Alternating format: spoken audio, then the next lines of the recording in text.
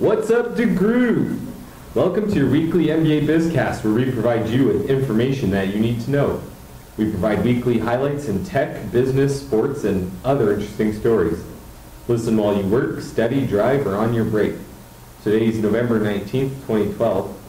We're just going to get it going. So, you've talked and we've listened. We've made a few changes to the order of the show, and we've added some annotations to our YouTube video so that when you're listening, you could just jump to the section that you're most interested in. And if you're interested in sports, find the sports annotation and jump right to that section. I'm going to head right over to Alex, and he's going to share the community news with you. Thanks, Connor. So it's not the busiest week we've had in the RJC, but there's definitely some things going on as per usual that I want you to be aware of. We do have the NBA FA end of term social coming up this Wednesday evening at 5:30. Just make sure you register on Oscar Plus. It will certainly be a good time as well. For all of those who have formal tickets already, I'm very excited to be seeing you all in your tuxes, your ball gowns. It's definitely going to be a good time. Lastly, just a note, there are mandatory co-op meetings coming up next week, Tuesday at 5:30 next week, and Thursday at 2:30. Make sure to register on Oscar Plus because those are again mandatory. Back over to Connor. Thanks, Alex. So, I'm sure you guys remember growing up as a kid, that story of, if there was ever a nuclear apocalypse, there would be two things that would survive: cockroaches and Twinkies. And sure enough, guess who's filing for bankruptcy? Hostess brand company. They're the owner of Wonder Bread, Little Debbie, Twinkie, Joe Louie, like all those. Basically, whatever used to fill our lunch boxes when we were going to school. I remember those the Munchies, the Hostess Munchies on the chips. It was a formative piece of my childhood that we're losing here. I actually really like the Hostess mini cupcakes with a little drizzle on top. So what happened? So I guess I don't know if sales haven't been good. Something's gone wrong, which is strange because I still see their products everywhere. They're going to lose about 18,000 jobs. Wow. If and when Hostess closes, and that also means the closure of 36 plants. So there have been talks with, well, not talks, I should say. They've been looking for buyers for the last few years. Apparently this is their second bankruptcy, so they were somehow able to get out of it. They're looking for buyers to take it, and at this point there are no takers. Which is kind of curious because you think, you're buying the brand Hostess, it's a recognized brand, but I guess consumer sales, there must be something wrong that clearly buyers aren't interested. Even Wonder Bread is such a strong brand too. Like for a long time, I only ate Wonder Bread. Like it's cheap, it tastes good, it stays fresh a decent amount of time. They use those silver bags that keep the sunlight out and keep the bread fresh. I'm just surprised with multiple products that I think are quality products. But you said you used to buy Wonder Bread. You don't buy it anymore? Yeah, I live by myself now, so I can't buy a whole loaf of bread. It goes bad too fast. So I only buy wraps because those things like 6 wraps will be good for 10 days. A loaf of bread is 7 days is pushing it sometimes. Fair enough. Okay. Even with the extra freshness of those. I was going to say maybe you're the example of the consumer who doesn't eat it anymore. Because I never ate it growing up personally, but I don't know if that's the trend that. Everyone's more health conscious now, and they're just moving away from it. I can actually assure you that Wonder Bread is delicious, and that you have missed out. And they've actually they've injected nutrition into it in recent years, so it's good stuff, and it's going to be sadly missed. Is it affecting Canada as well? This closure, or is this just south of the border? It will probably just trickle over into Canada. It sounds like it's a company-wide bankruptcy. Well, the interesting thing is that Hostess owns the trademarks to Twinkies in the U.S., but Saputo Inc. in Canada actually owns the trademark here. So while they'll probably just run out of Twinkies as soon as the existing supply diminishes, in Canada we will still have them until hopefully never Saputo Inc. declares Twinkies an inviable market choice here. Yeah, but if it goes out of business in the States, are we at risk of the marketing, the push, the brand power that's already behind it? If all that's collapsed, do you think Saputo can hold that up in Canada? Is that a possibility? It's something that's like if they're a distributor, like a secondary distributor, if the parent company goes, can they keep it up, or are they willing to keep it up? Yeah, it's definitely a challenging question. It must be something internal to the business. I mean, like Tunde said, there are a lot of positive brands in that portfolio, and there's something that obviously is deterring companies like Frito-Lay's from coming along and scooping them up. So I just found this. So there's an owner, Dean Metropolis & Co., who owns Pabst, Blue Ribbon, and other beer companies of that nature, has signaled some interest. So maybe buy a 6-pack of Pabst, get a 10-pack of Hostess for free. That sounds amazing. Beer and Twinkies? Beer and Twinkies, pretty solid combo. But the interesting point is, he'd be interested if Hostess is free of its collective bargaining agreements. So he wants to see a change in how the union is going on right now. Therein lies the rub. That now makes a lot more sense if you talk about the amount of jobs you're losing, the size of the workforce, and 36 plants. If you're having difficulty with collective bargaining, that's a huge cost. Across that many plants, and I didn't even think about it. I didn't know how their business worked, but a unionized manufacturing is very hard to sell unless the union people are on board with the new ownership, and they're looking to push in the same direction as the new ownership as well. Anyways, interesting to see how this plays out. So, Tunde, you've got some news on a strange Apple patent. So Apple has just recently, in the past couple of weeks, gotten 2 patents. One I think it received today or yesterday, and one I think got about 8 to 10 days ago.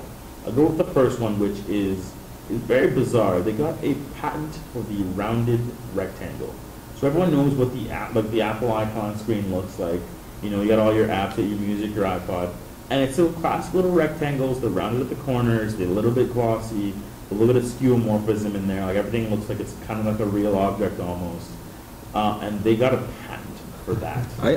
I'm curious, how does Apple keep innovating like this? You know, they looked at rectangles and they saw that rectangles were really, really rigid. And they thought, how could they make rectangles a little softer? And, they revolutionized it again. I actually, like hearing this, and I mean, Apple's kind of been in a turbulent state for the last 6 months. And I just finished reading the book Good to Great about, the difference between these leaders who come in and they improve a business greatly, and then when they leave, it, starts to struggle. And I'm starting to wonder, is that what's going on with Apple? Because I think focusing, like having this much exposure in the marketplace regarding silly little fights over patents about, the shape of icons, is a bad sign. I don't think that's where the organization needs to be putting its attention. I don't know how you guys feel about that. I think it's a two-pronged thing. The first is they're so big that they can't get away with sliding anything under the patent office door.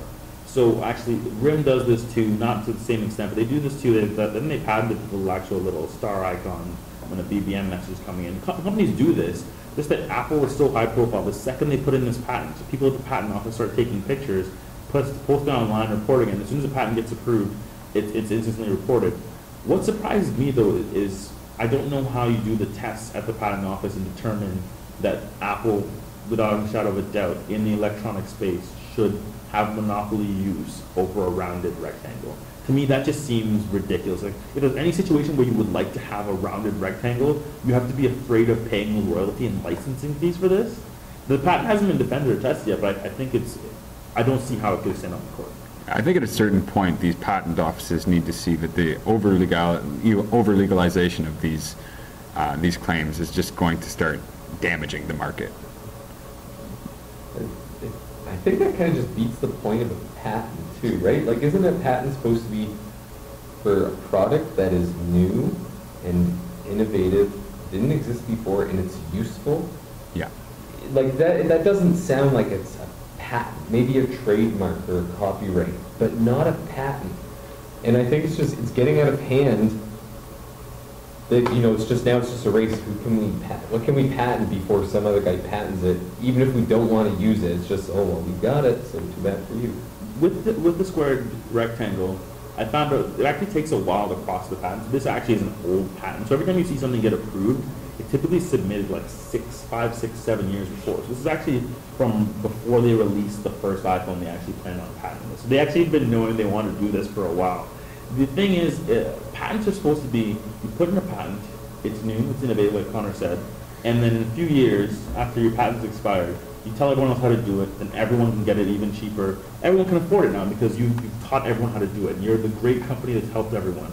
I don't see how this is great and going to help anyone when it'll just be once, everyone already knows how to do this. It's not a special technique. Once the patent expires, then they'll be allowed to do it, but no one is being taught how to make a round. Like, I can make a round rectangle right now, but I can't afford that lawsuit. So I'm not doing it. The other patents they have received going on to this is a page-turning patent. Now, this one isn't as big of a deal, but if you think back to what we were talking about a couple weeks ago with people reading digitally, this is going to be a bigger one going forward. So, people are reading on tablets and e-readers and even some touchscreen laptops. They just got a patent for how you pull and digitally turn a page and holding the page and all their applications. And that's actually some serious software legwork. Question is, will they license it to anyone, or is it going to be, you buy an Apple device, you can get the page turning aesthetic, and everywhere else, not going to happen. Your page just slides over. Yeah, your page just slides over. Some of these patents, while they are innovative, I just think stifle competition and break down the user experience. But, it's kind of like, well, why didn't they think of it first? But this one is really particular because people have applied for this patent before, because they've done it before Apple, and they didn't get approved. So they didn't even invent page turning, yet they still don't get the patent for it. Maybe Apple just wants to start suing books. You will never read a book. You just fear of flipping a page over. You're sitting in the library, someone just comes over, he's like, actually, I'm a lawyer from the Apple computers, and you just flip the page and we own that patent. So it's going to be $10. Give me $10 and keep reading the book. Oh man. But yeah, that's kind of where tech's going today. And hopefully in the next couple of weeks, I want to talk about the newest thing, the Wii U. Basically, they made a new version of the Wii. Still can use the old Wii gamepad, but they have this new touchscreen controller. I haven't got a chance to play with one yet. I'm hoping to get into some of the major electronic retailers in the next week or so and play with one. But it's crazy to think that, it's been almost 7 years since the Wii, the Xbox, and PlayStation all came out. And now it's almost time to get new consoles again. And I know PlayStation's actually in the works in an attempt to compete with the Wii U. Making their PS Vita, which is going to use something similar to the PSP as a controller with a separate screen that interfaces with the actual PlayStation 3. But most interesting, I think, will be to see what Microsoft does, because I think they've really dominated the game for the last 7 years. So, and we don't have any inkling as to what they're going to do to follow up with Kinect. So, You know what I find interesting about the Wii U coming out? When I was a kid, I remember just tons and tons of announcements of this system's coming out. Get ready, here it is. Like, embrace, here's something, look forward to it. With the Wii U, they just went, we're just gonna put it on the market, and it's exploding. Like, I'm watching ads for the new games, going like, what system is that? Like, is it like I see the controller, but they're not telling you, look, we have a new controller. This new touchscreen, they're just doing it. It's kind of interesting that that's the game. Honestly, you hit the nail on the head. I didn't find out they made a Wii U until about 3 days ago. I didn't see anything I didn't get like the typical ads you get, the banner ads, especially on game sites. Like, they almost kind of like, they think their position's kind of cemented and that you're just going to want to buy their thing. I just thought, it'd be nice if he told me about it a little bit and made a commercial that displays the controller. Because this controller is a 6-inch touchscreen. And you can see some of the game on the thing, and for some of the games it just duplicates this TV. Some of the games it does even fancier stuff, so you can, I think they showed a guy playing FIFA, and he's playing, and the guy's hurt, has a little plus sign, so he taps on the guy, drags him off, puts a new player in, does a substitution without pausing the game. Because everyone knows that's one of the worst parts, especially for online games. And your competitors keep pausing the game because they need to make changes. Well, now they can make the changes on the fly, and online games might be even quicker. But I haven't seen that anywhere. I thought the controller was the new thing, not that it was a new system overall. Yeah, it's a new overall system, but it looks the exact same. All the changes with the controller. Cool. Okay, so Alex, market news. Yeah, not a lot going on in the markets. Following the U.S. election, North American markets did low today, Monday. They've had a bit of a rally. The TSX closed up 160 points. Just above 12,000 again, and the Canadian dollar came back up above parity. So looks like investors are optimistic for Obama's ability to actually mitigate the Congress and get a deal made before the fiscal cliff hits. But yeah, that's all I have for today on the markets. Do you think you could share a little bit about what the fiscal cliff is? Do you guys know what it is? So I don't understand why Obama, his term is so affecting us so much, but the fiscal cliff, as far as it was explained to me when I was reading up on this on CNN, Obama really wanted to get his health care plan through. He really wanted universal health care. So he said to the, I think the House or the Senate, he said to the Republican-controlled arm of government, I think it was the House. It's the House. And he said, what can I do to get this bill pushed through? I really want to help you out. And they go, well, our main concern is our debt's getting too high, and we don't want this to get any higher, and you're planning this, it's going to be really expensive. So he said, I'm going to reduce the deficit by XYZ amount by this time. That's what is on a countdown. I think it's at 40-something days now. So he made a promise that if he didn't reduce the debt by that time, they were basically going to blow up the budget, and they were going to redo everything as far as budgetary means. They're going to change all their fiscal policies. They're basically going to, everything that we status normal is going to be shut down. And some people are saying that the Republicans have some incentive, and even the Democrats have some incentive to let this happen, so they can blow the whole thing up and start from scratch, and also win points, saying, hey, Obama was in office and everything fell apart. There was no budget, there was no balancing, there was a huge deficit. But it's kind of a game of chicken, because if you were to set up Obama, or you refuse to work with him right now and trying to reduce the deficit or raise taxes to reduce the deficit, and then you hit the cliff, everyone's at risk. There's going to be a ton of jobs that can be lost. There's going to be utter chaos for the markets, and no one knows how much money people really will lose. But there's still the incentive at the same time. It is being considered a guaranteed recession. So if we go off the fiscal cliff, expect to see a recession in the United States as well as likely here in Canada. So it will affect everyone what happens regarding this debate between the Republicans and the Democrats. Can you imagine a game of chicken with that kind of magnitude? Yeah. It's insanity. So maybe that's what the Mayan calendar is kind of doing. It wasn't the end of the world. It was just the American fiscal cliff. Those Mayans, they're too smart. They're too smart. Well, thanks for listening. We hope you enjoyed the show. Be sure to follow us on Twitter at What's Up Degroote and like us on Facebook.